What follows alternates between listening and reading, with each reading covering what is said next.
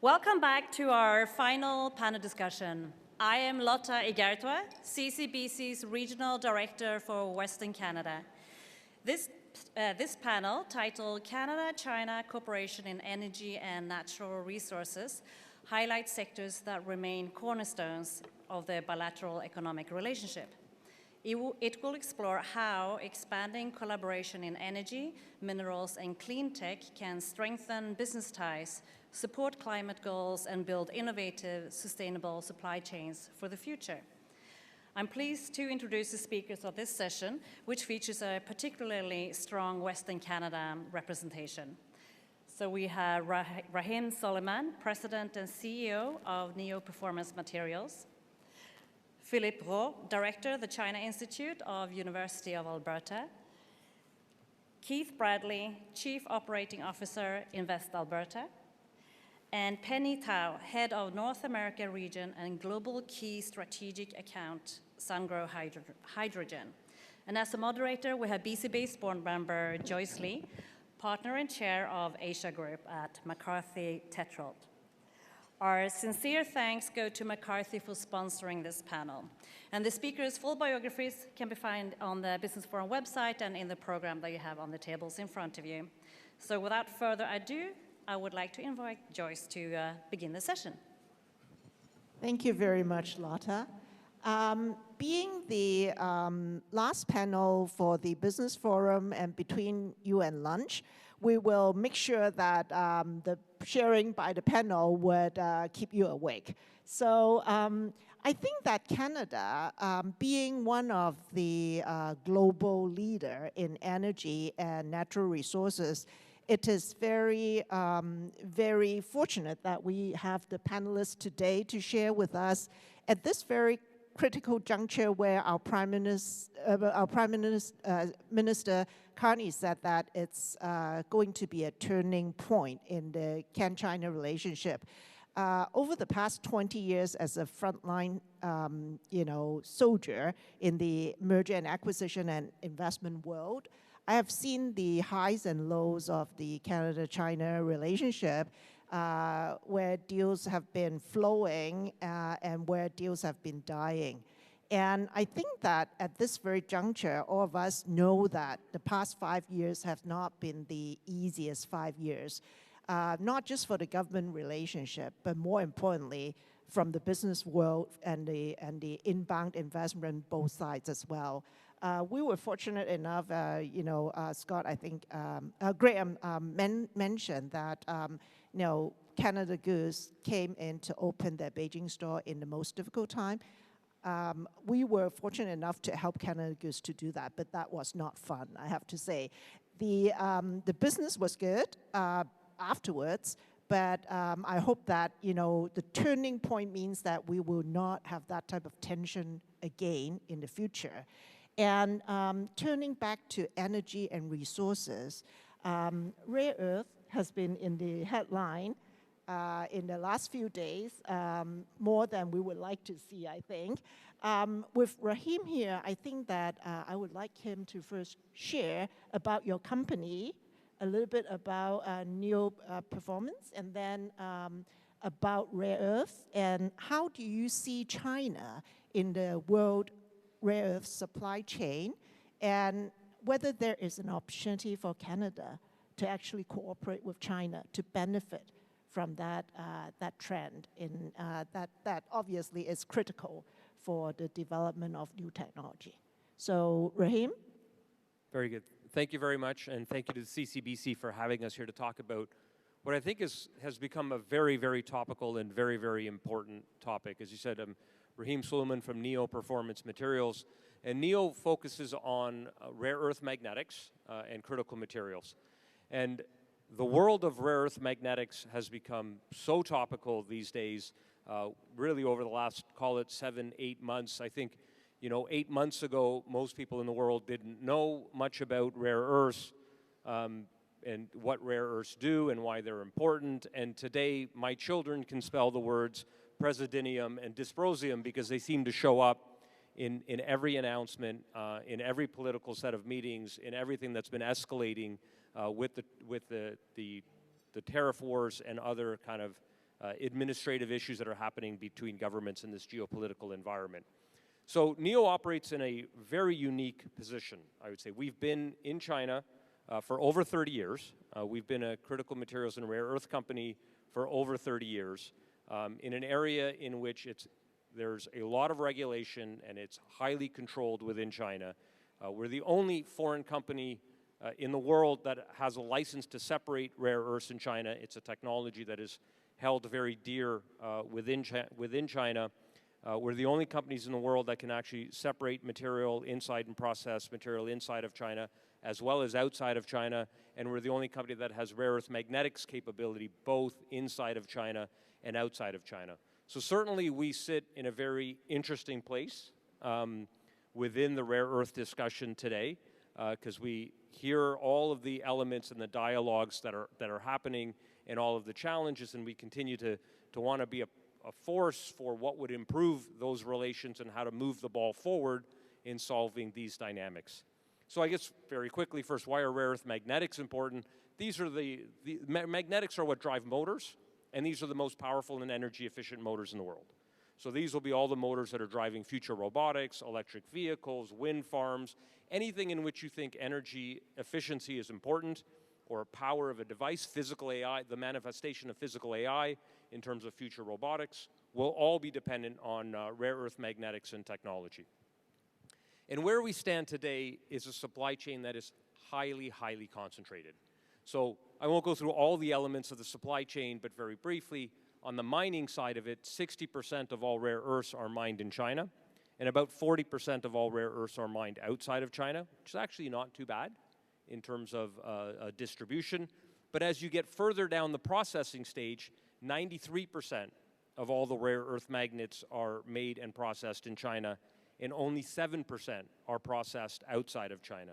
And this is really what has caused the amount of churn, particularly from April 2nd and April 4th onward, and then recently new announcements on October 9th that are all kind of impacting the industry and impacting the flow of goods. That level of concentration risk is highly problematic in any industry, in any geopolitical environment, and it just seems to be a little, I would say, unfortunate that the issue of trying to resolve this concentration risk and create a more distributed model and have global, robust supply chains has really turned into a political issue.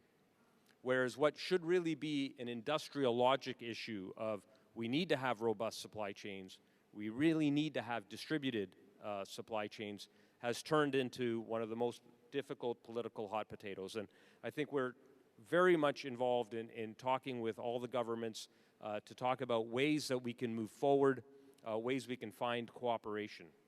And language is important. You know, when we talk about what the goals might be, I think the goals might be seeking towards something of equilibrium, or finding a way to manage concentration risk. And I think these are reasonable goals for people to understand and set aside and can get their heads around. But language is important, and a lot of the language that's being used today is language that's focused around independence. And I think that is really an extreme kind of movement when you're, frankly, 93% means you have virtual complete dependence to moving to the world of independence. And if you're in that chain, you probably don't feel like that wave is beneficial. Whereas if we could kind of recalibrate the conversation and recalibrate it to be around what does equilibrium mean? You know, what does a distributed supply chain mean? What is, how do you manage concentration risk? We might have a world where people can see solutions and can see a reasonable path to be able to solve some of the challenges that are in front of us. So this use of the word independence has created this dynamic of creating more increased controls, more increased restrictions, has escalated tensions, and I think our goal is to find ways to de-escalate some of those things. Because it's important to understand China's overall capability here. China is by far the world's leader in technology in this space, in execution, in operations, in cost, in all of those dynamics. And we have to understand that China will continue to be a leader in this space, continues to have a place on the global scale, and any dialogue of independence we think is highly problematic, and we think we need to really be careful about how we stress what our end goals should be, because we think certainly a distributed supply chain is reasonable. Independence causes escalation that is kind of not consistent with people's goals. Thank you, Rahim. I'll come back to you on practical ways as to how we can move forward to feed Canada into that chain and get benefit for Canada out of it. But maybe on that note, I'll turn to Philippe.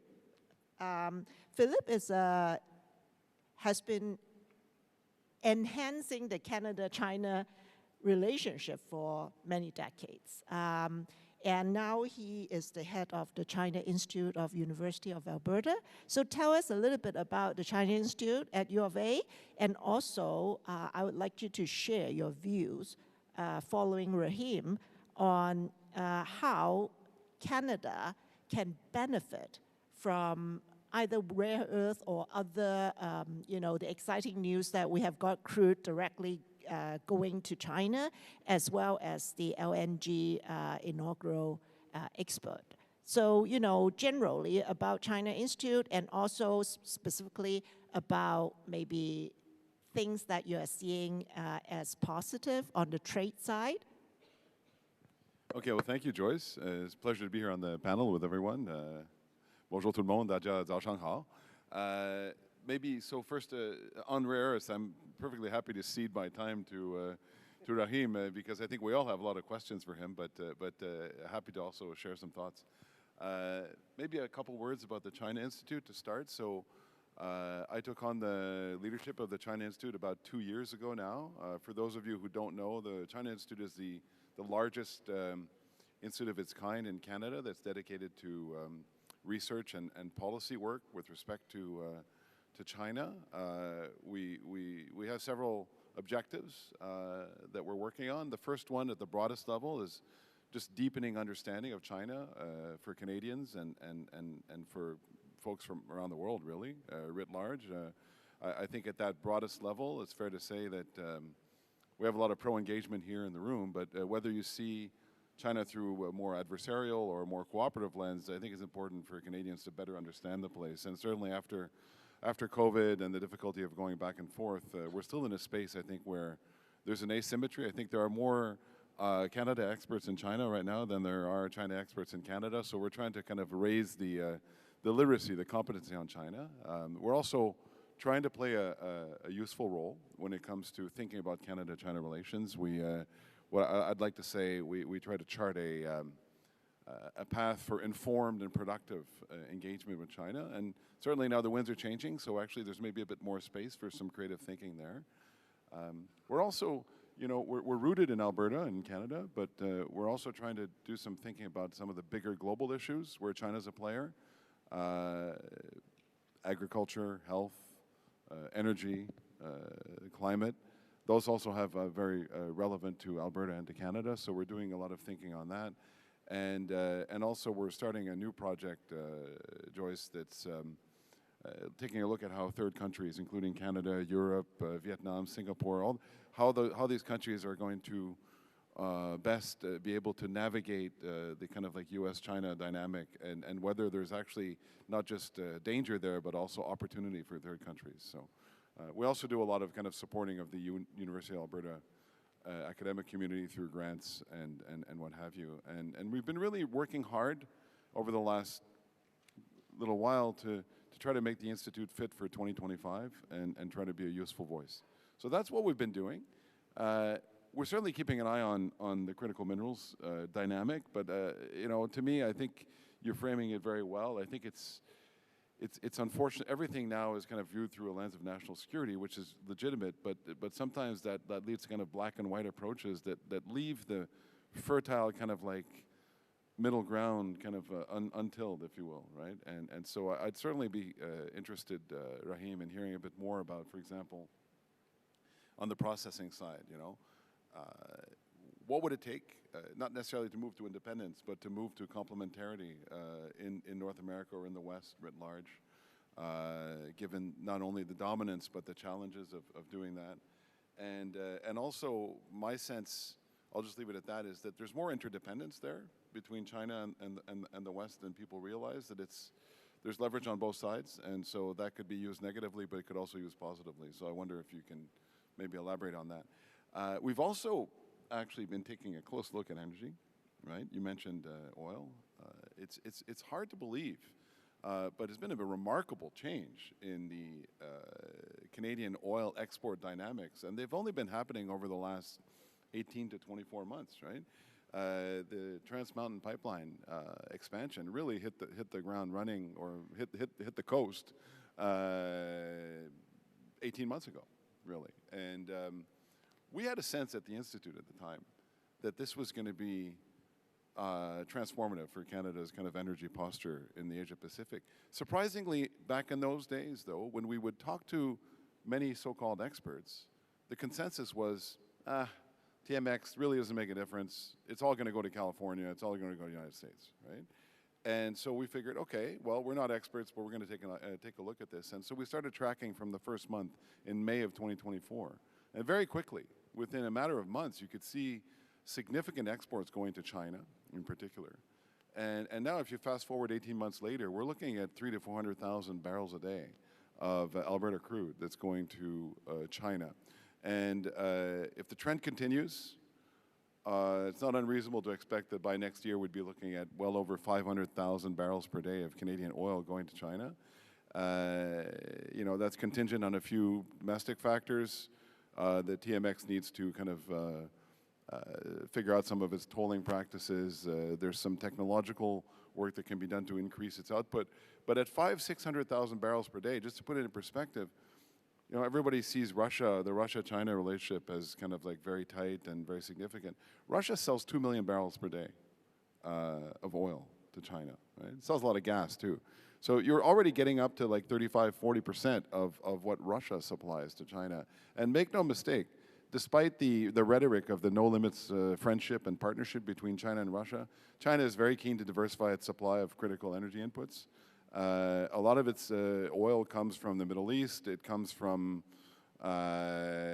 more challenging suppliers such as Iran or Venezuela and Russia.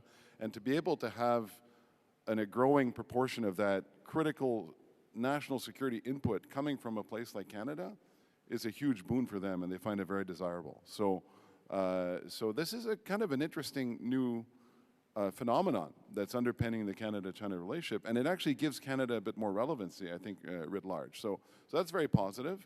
And of course, on the Canadian side, a lot of dividends as well, because it's interesting, even though we're still selling multi-million, we're saying 3 to 4 million barrels per day to the United States, but just because of that extra customer, we're getting between 5 and 10, depending on the month, $5 and $10 more per barrel going to the United States, right? So it's a diversification play vis-a-vis the United States, which is also very relevant within this broader kind of context. So I think it's very positive in many ways, and that's only crude, right?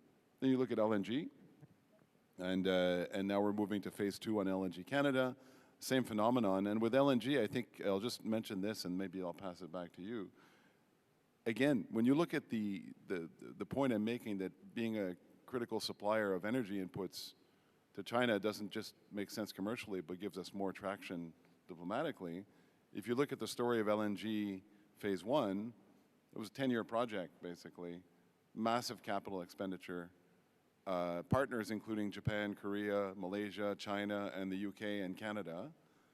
All of those countries went through very, very difficult bilateral kind of political challenges over the course of those 10 years. You know, we had our problems with China. Japan had its problems with China. Korea had its problems with Japan, on and on and on. And yet the project was seamless. It was on time, on budget, because all of those countries need the product, right? So it's really a good example.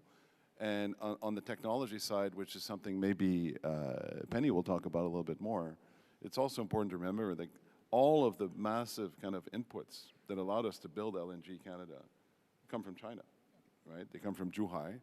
And China is the only country that has the technical capacity to build that kind of very complex infrastructure at the right price and deliver it. So there's there's some intertwining there and also some opportunity. So yeah, maybe I'll stop there and pass it back to you. Thanks, Philip.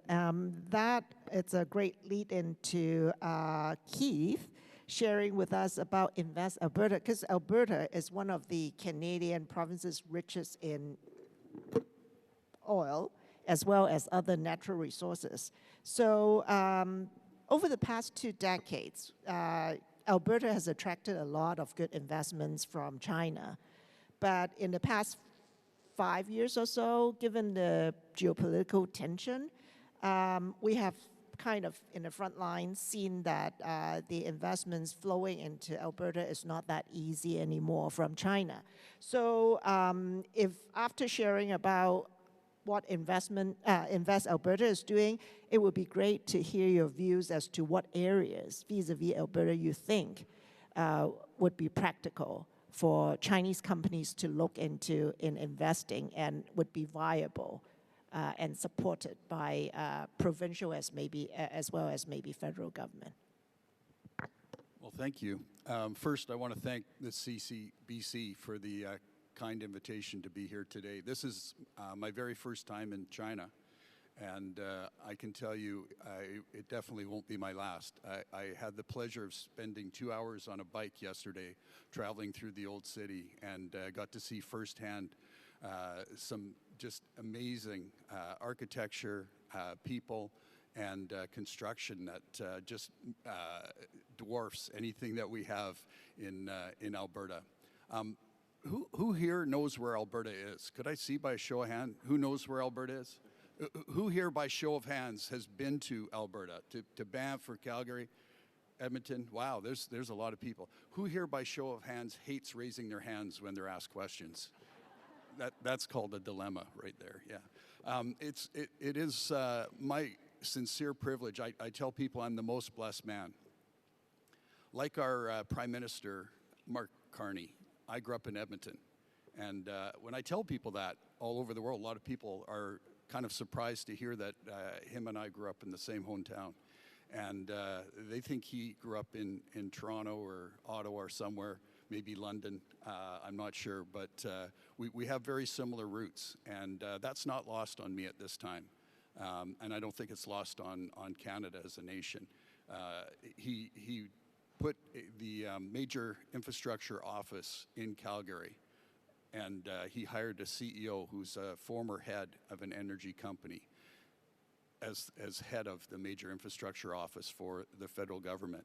And I say I'm the most blessed man. I've been doing this job for 2 years now, and I came back to Edmonton after being away for almost 40 years.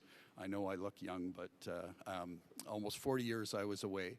And coming back and being able to tell this story at this time to people all around the world about why come to Alberta, why strategically does that make sense for your business, your sector, your industry?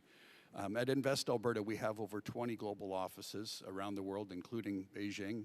This was an office that we set up almost on day one, and our representative, Kevin, who's here with me today, is still here working with us and telling the story of Alberta.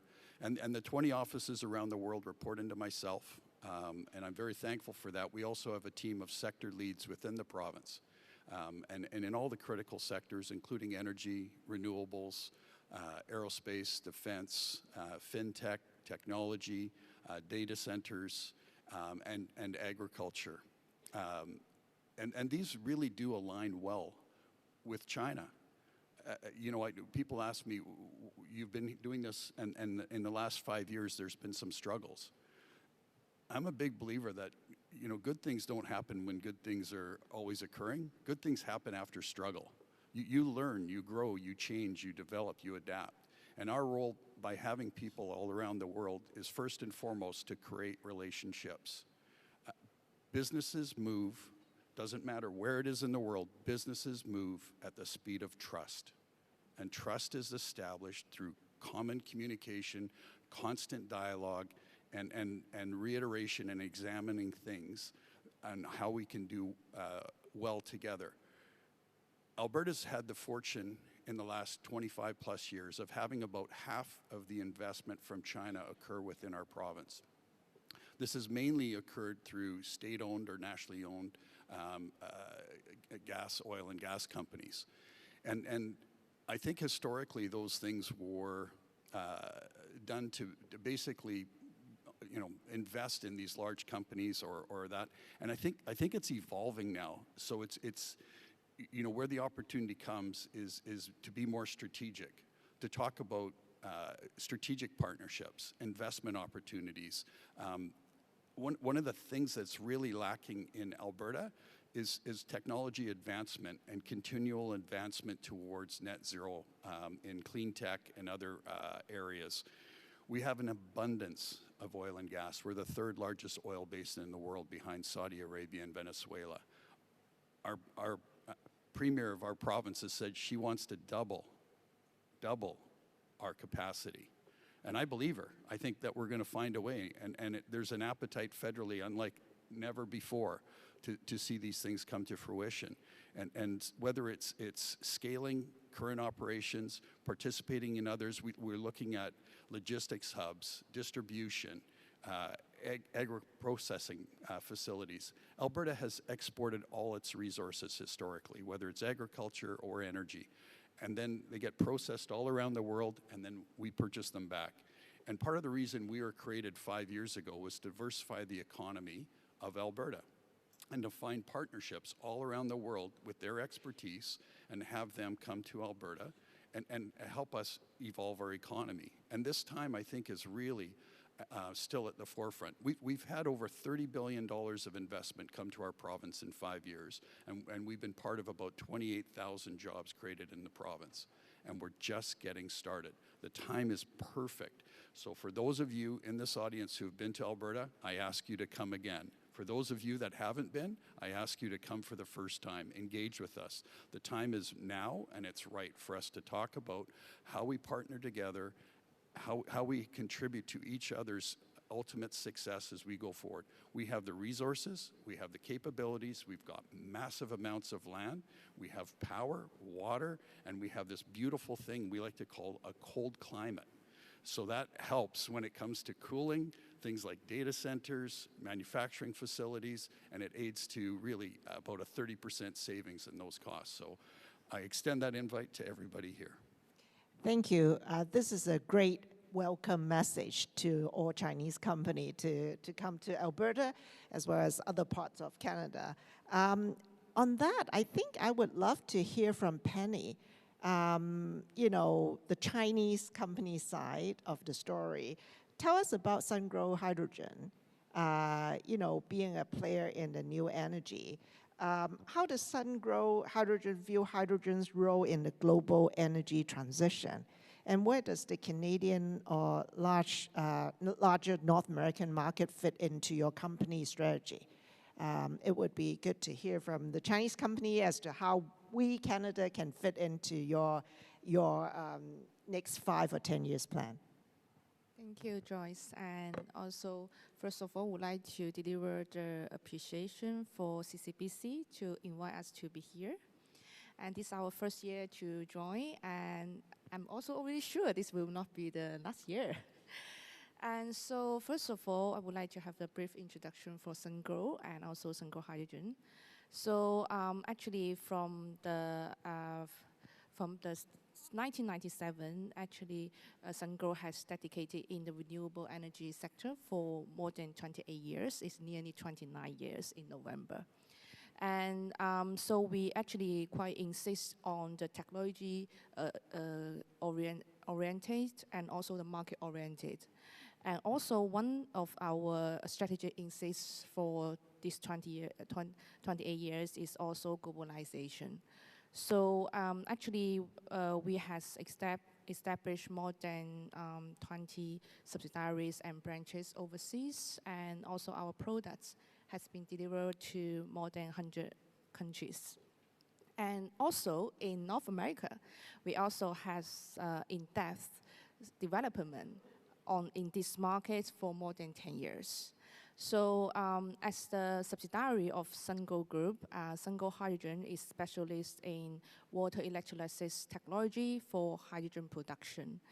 And we also currently has the 3 gigawatt manufacture capacity, and also we have successfully got the order volume for more than 1 gigawatts globally as of July 2025. And so actually, as the subsidiary of Sungrow, we also where we insist on the globalization strategy and also the localization strategy.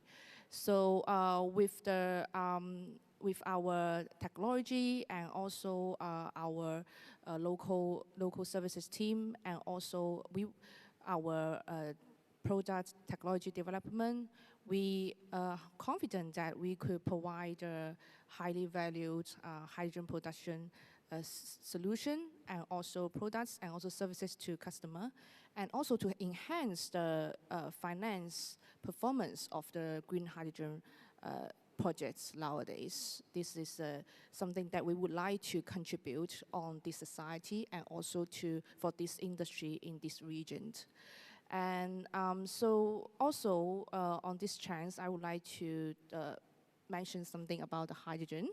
Maybe hydrogen energy is quite new, especially in the commercialized market. And actually, hydrogen is quite flexible and efficient secondary energy, which currently already been implemented in multiple areas, including the transportation, which people may know or not, and also the industrial construction, and also has a big potential on the power generation and consumption, and also storage.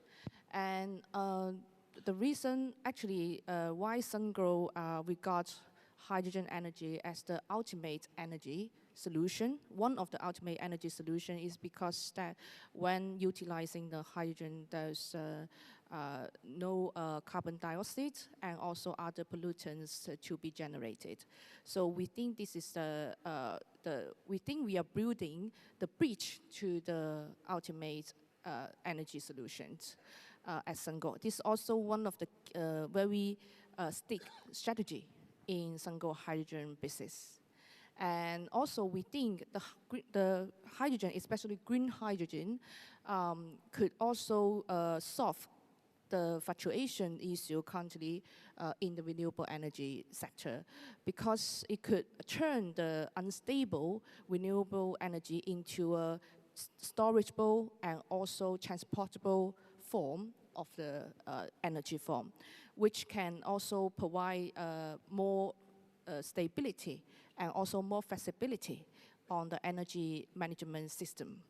And also last but not least is that green hydrogen actually can also help to diversify the energy supply system, which can provide more safety and also reliability on the regional energy supply system. This is the reason why we would like to dedicate it into this field for more than 10 years. And can you say something about your company interaction with Canada? Have you been trading with Canada, or have you been investing in Canada? You mentioned technology, and then I'll come back to the other speakers about the use of technology and potential cooperation. But if you can comment on your company's relationship with Canada so far, that would be helpful. Yes, actually, for the Sungrow Group, we have established our own office, and also we have developed our business in North America, including Canada, for more than 10 years. And we also, no matter from the PV perspective, for the battery energy storage perspective, and also for the hydrogen perspective, for sure, our business in North America and also for our team is also delivering the local services to the especially Canada customer for a long time actually.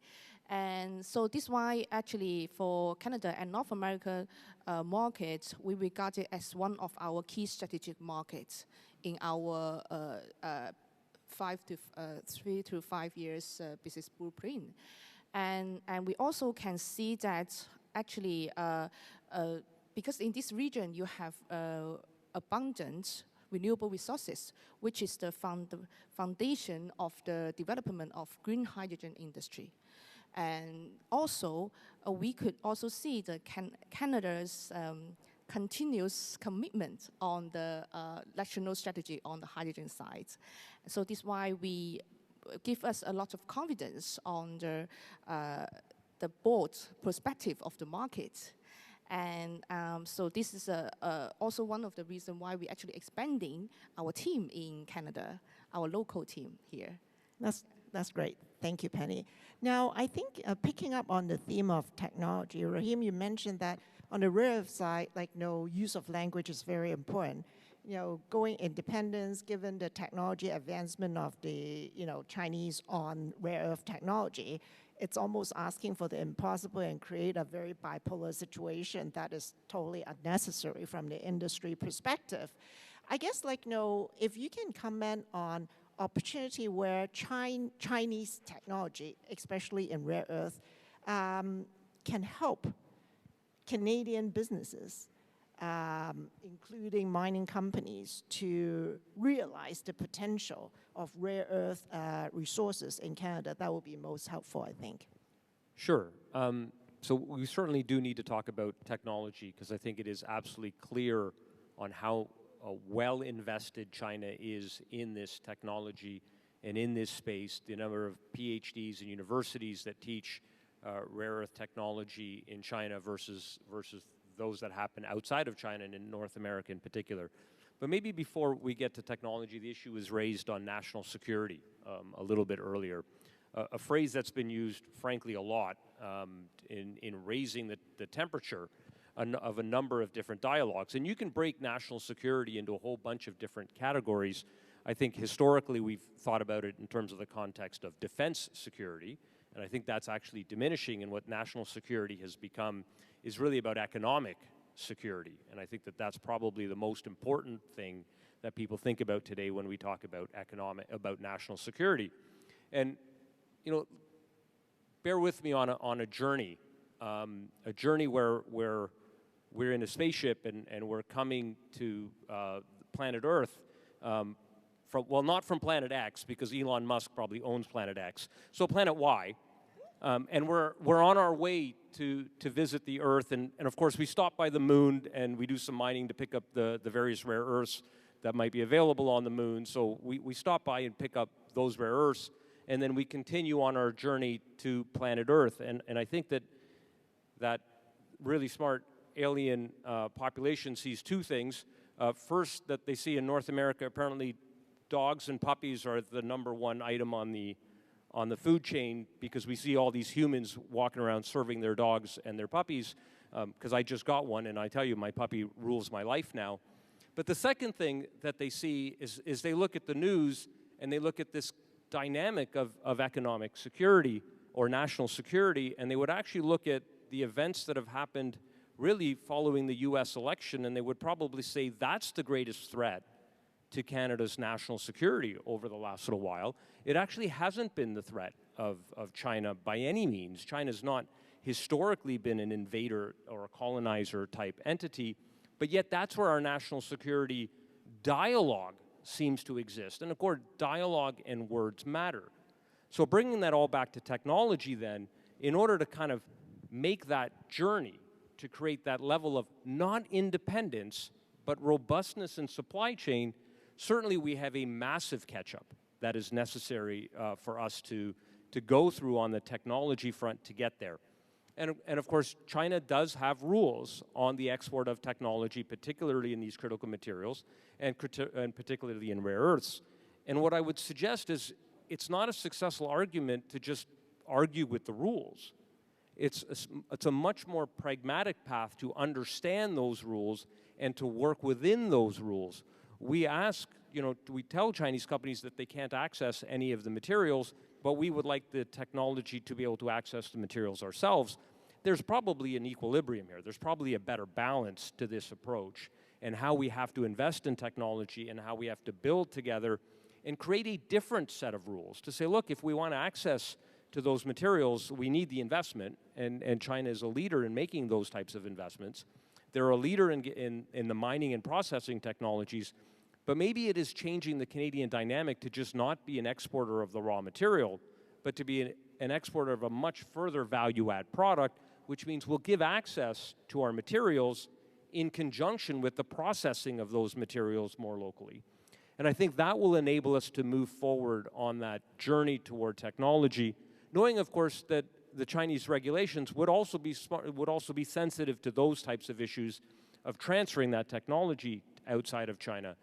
And if we can break this paradigm of independence and you get the robustness of a supply chain, it feels much better to have a distributed technology environment in a robust and distributed supply chain than to say, my goal is to be independent and therefore I'm going to make and run all this technology so that I don't have to work with you anymore.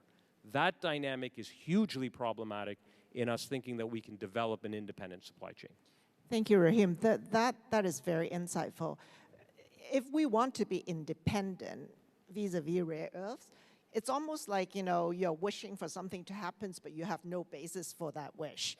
I think that, Philip, I would like to call on your insights on changing the understanding of both the government as well as the general population.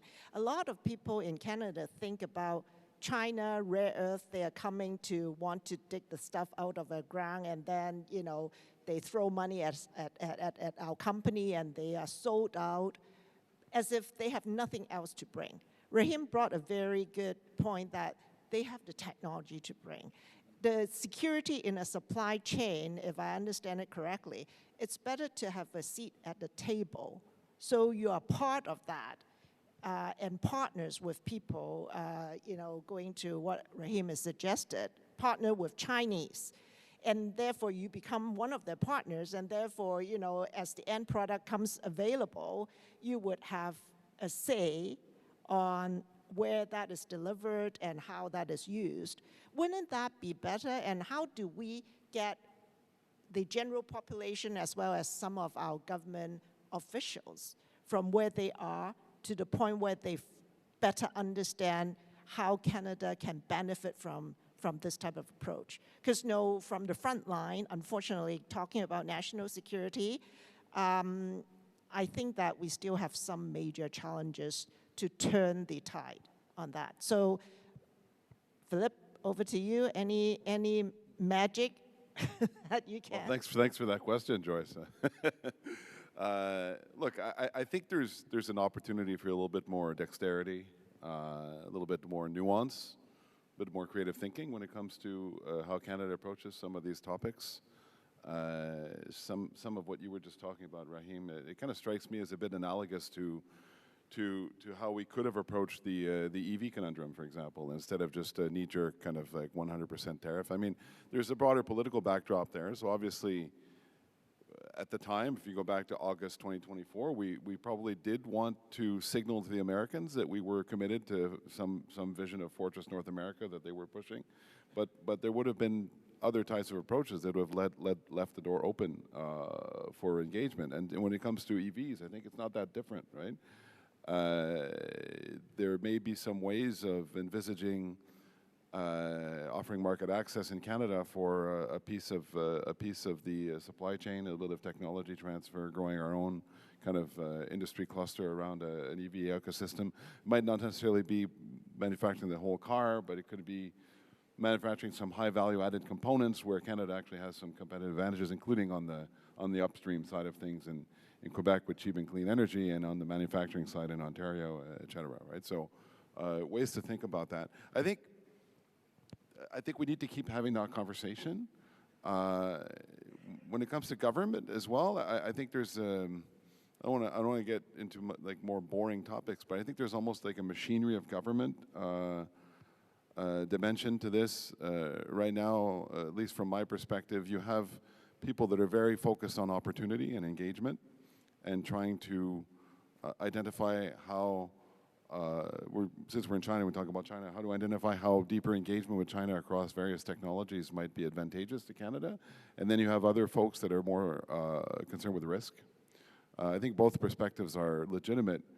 I'm not convinced that we're forcing all of those stakeholders to sit around the same table often enough to hash out and do the difficult kind of risk-reward calculus, right? Because otherwise you've got the kind of like anti-folks on one side and the pro-folks on another, and you're not really arriving at a situation where you can make the difficult trade-offs, and then provide a clear roadmap for engagement where you can say, okay, look, after due consideration, here's the Canadian government policy, right? Here are red lines, or here are the red lights, and here are the green ones. And you can debate whether those red lights are judicious or not, but at the very least, you're providing clarity on where engagement will be permissible. I think that would actually add a lot of tailwind to the way things are going. I think the understanding and the language, even the language usage, that type of communication, it's vital. Because I think that's currently lacking. So I'm looking at you, Philip. The China Institute, together with CCBC, should do something together to increase that dialogue. And I'm hopeful that, Keith, as you said, bringing technology and investment into Alberta, it's your mandate, right? And China has, apart from money, China does have some good technology that we need. So from your perspective, you send out a very good welcoming, message to the Chinese companies. But when we get to on-the-ground investment, we actually see challenges. And I know that there is no easy solution, but what would be your thoughts on how we better overcome that and make things happen, rather than just like, no, we welcome you, but then when they actually come, they are not allowed to invest for some of my clients anyway. And that would not be sending a good message back to the Chinese community either, right? Yeah, thank you. That's just another softball question. Thank you, Joyce. There's no question there's been an inordinate amount of frustration, particularly in the last 5 years, in trying to discern through all sorts of excuses, agendas, and appetites for lack of success more than success. There's times where our team has said it looks like they're looking for a reason to say no rather than a reason to say yes. And we felt that. Our role is to work firsthand with investors and help them migrate through the ecosystem. And we partner with others like Invest in Canada and the ecosystem. We report right into the Premier's office in Alberta, so we've got a direct line of sight into that. And I guess in a perfect world, and our hope is that we see a larger degree of transparency on where we can ultimately see investment come in. From a practical standpoint, I think right now it's going to come through strategic partnerships, through being very selective in the approach, whether it's scaling opportunities and that's partnered with offtake agreements, and like potential for a large portion of that in LNG 2 or in other infrastructure pipelines. I was participating in a conversation with energy leaders from around the world back in the spring. And one of the people who really understands investment from China far more than I can ever pretend to, I was in a dialogue with him, and I said, where do you think China could help Canada, regardless of what the political appetite is? And he said, if he could do one thing, and I'm stealing this from him, he said he would have China build our infrastructure. Because they do it in about 1/5 the time, they do hit the mark, and they do it on budget. And he said you could still pay the Canadian companies as if they were doing it for 10 or 20 years, and you'd still be financially ahead because you'd be operating and making money that much faster. So I think there's a lot Canada can learn, and I think we're just scratching the surface in many areas right now. And I'm really hopeful, like coming here and seeing the appetite of the people here. And I've been very fortunate to meet with many of the people that are already invested in Alberta, and they've got an appetite for growth too. They want to scale more, they want to do more, and we've really handcuffed them in Canada, I think, from delivering a better experience. And so I'm very hopeful that through dialogue, through continuation of understanding, that our two countries, and particularly Alberta, I feel like we're almost like a hand in glove. Like we have all the natural resources at our disposal in Alberta. We grow so much and we have so much in the ground. I'm told, and Rahim, you can correct me, I'm told we have 29 of the 32 most critical minerals. We don't do much with them, if anything, yet. And we need technology advancements and actually to enable them. But, these are opportunities that I see, and I see a promise and a hope. So we'll just continue the dialogue and continue investing in those relationships. Thank you. Thank you.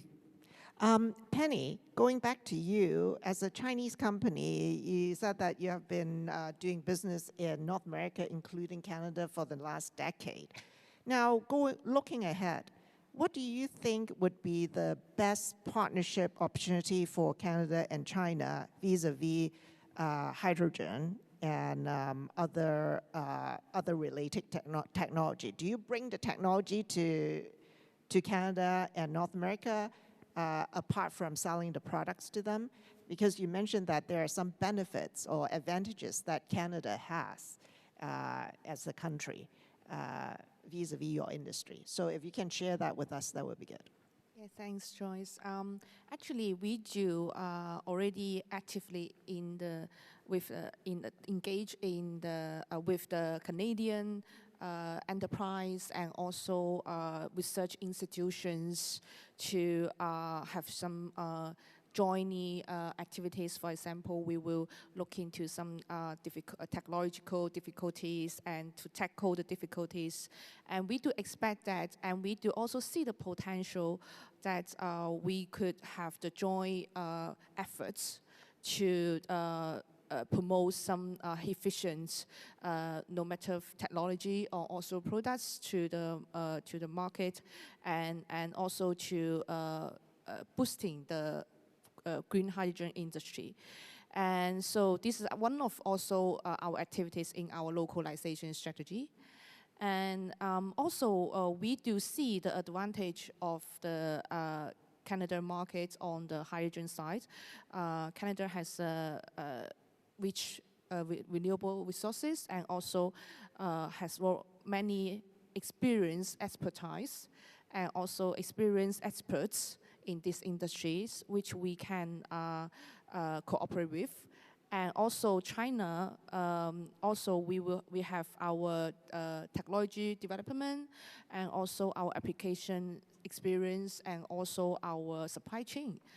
And so we really would like to, as a company, we actually also working hard to make the most advantage of both sides, and so that we could together to contribute the local hydrogen industry in Canada. This is the way we are doing. Thank you, Penny. That's great. Hearing from a Chinese company that you're interested in partnering with us in Canada to expand that industry. That's very encouraging. Rahim and Philippe, one final comment to encourage Canada-China relationship. I am a very pragmatic person, so if you can give us some pragmatic advice, how to actually realize the turning point. Absolutely. I think if you think about the spectrum toward progress, I think communication is important because communication builds trust, and trust eventually builds confidence. And if we don't have confidence in the future, we don't have a product set that we believe that we can or should manufacture, we don't have the technologies that we need, we can't service our customers, and we can't create a financial model that makes sense. So understanding what the rules are and being confident in those applications of those rules are absolutely critical for any of us to make investment decisions and for any of us to move forward with those things. So stepping back of how do we get there? We get there through communication. And if you look at the key elements of communication that have happened recently, look at the good works of the CCBC. For those that are not engaged in providing support and being a larger part of the CCBC, I highly recommend you do. They have incredible amount of contact points. They are working very hard to facilitate dialogue and to facilitate good communication and getting you access to have those progressive movements with your counterparties. So I'd highly, highly recommend people become more involved with the CCBC. We've had a fantastic experience with the Export Development Corporation, and it's really important to see what happened. So the EDC provided funding for 2 of NEO's projects, one here in China, and it was extremely impactful when we went and talked to the Chinese government, because we talked to the folks at MOFCOM, we talked to the folks at MIT, we talked to the folks in the local governments, and when they found out that despite all the political turmoil that was happening between our 2 countries, that it was the EDC that provided the financing for us to go ahead and build our next facility, the impact was tremendous. And you should kind of use those types of opportunities to show that strength in communication. And of course, I commend our existing Prime Minister for also doing the work to increase the communication. Those are the ultimate paths for success, because none of us are going to do this alone. I think that I'm very optimistic at this particular juncture as to how the Canada-China relationship is going.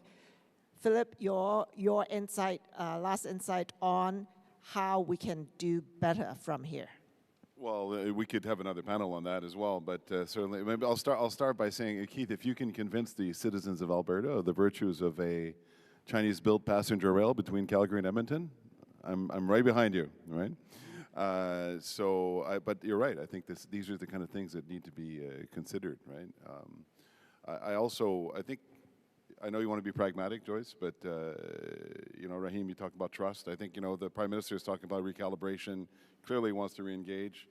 Part of that's also going to be a process of rebuilding trust. And as I think also on the Canadian, you know, China will figure out its policy, but on the Canadian side, as I mentioned, we need to do the homework, right? So that we can be more comfortable and more proactive in signaling where we want to engage and where we don't, right? And it's fine to have some things that are off the table, but at least articulate more clearly what is on the table and be a little bit more, show a bit more dexterity in terms of identifying how we can engage in areas that require nuance, but like you were mentioning, Rahim, don't have to be just completely kind of set aside because we're uncomfortable with some dimensions of it, right? So I think that's really, really, really key going forward.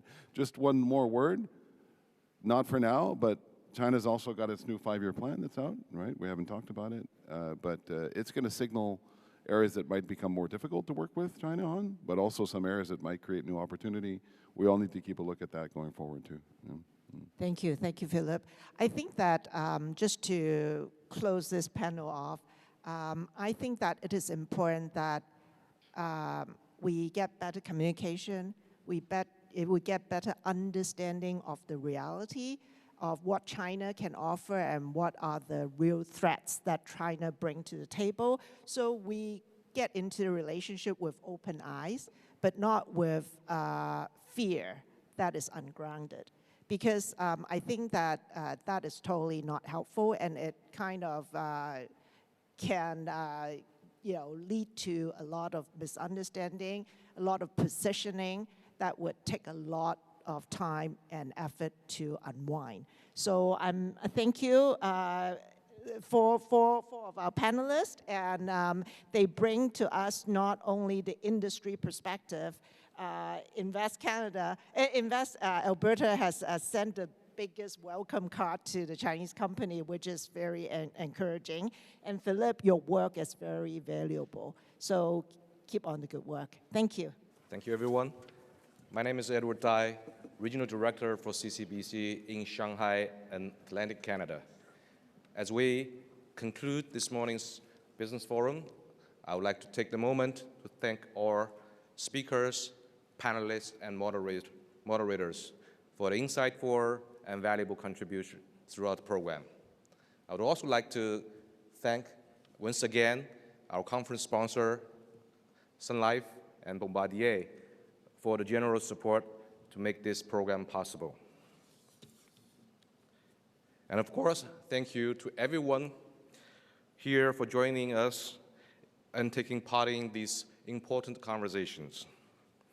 Now, this concludes our business forum. We kindly ask everyone, please leave this room, as the venue staff will need to prepare for tonight's banquet gala. But we invite you to continue your conversations and networking and enjoy more coffee and teas in the foyer area. We will be there until 1 p.m. And for those joining us, this gala dinner, we look forward to seeing you again this evening. And for everyone else, we hope to see you in our upcoming events, of course, our AGM 2026. 女士们、先生们，谢谢大家，我们明年再相会。Mesdames, Messieurs, merci beaucoup et à l'année prochaine.